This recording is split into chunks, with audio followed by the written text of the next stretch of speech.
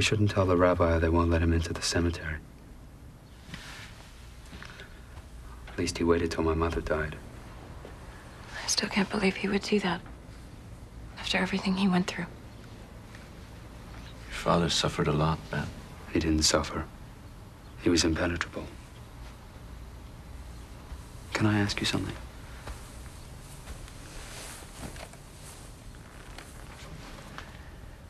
I don't understand how you could have gone through what you did and still be so generous, still write the things you do. I used to think that if I understood you, I could understand my father better. But it's like you're from different worlds. I don't think so.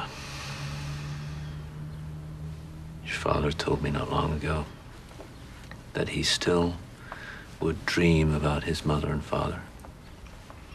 Smallest things, the detail of his mother's coat, a button, his father's shoes outside in the rain, and that when he woke up in the morning, old as he was still crying.